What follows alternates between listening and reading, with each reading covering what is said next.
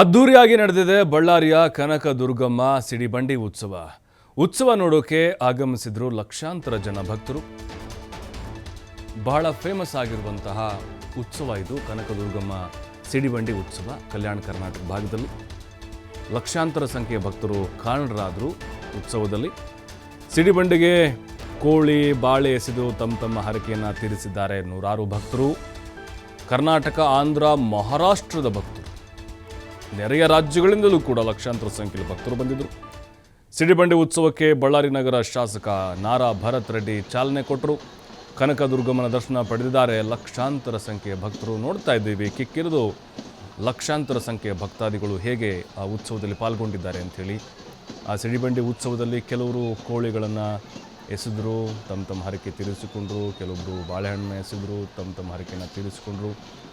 ಅಂದರೆ ಬಳ್ಳಾರಿ ಅಂತಂದರೆ ಕನಕದುರ್ಗಮ್ಮ ಭಾಳ ಪವರ್ಫುಲ್ ಆಗಿರುವಂಥ ದೇವಿ ಅನ್ನುವಂಥ ಒಂದು ನಂಬಿಕೆ ಆ ಭಾಗದ ಭಕ್ತರದ್ದಾಗಿದೆ. ಇನ್ನು ಮಹಾರಾಷ್ಟ್ರದಿಂದಲೂ ಹಾಗೆ ಆಂಧ್ರ, ತೆಲಂಗಾಣದಿಂದಲೂ ಕೂಡ ಭಕ್ತರು ಬಂದು ದೇವಿಯ ದರ್ಶನವನ್ನು ಪಡೆದು ಪುನೀತರಾಗಿದ್ದಾರೆ. ನಾರಾ ಭರತ್ ರೆಡ್ಡಿ ಏನಿದ್ದಾರೆ ಶಾಸಕರು ಚಾಲನೆಯನ್ನು ಕೊಟ್ಟರು. ಈ ಉತ್ಸವದಲ್ಲಿ ಪ್ರತಿ ಬಾರಿ ಕೂಡ ಇಷ್ಟೇ ಸಂಖ್ಯೆಯಲ್ಲಿ ಭಕ್ತಾದಿಗಳು ಪಾಲ್ಗೊಳ್ತಾರೆ.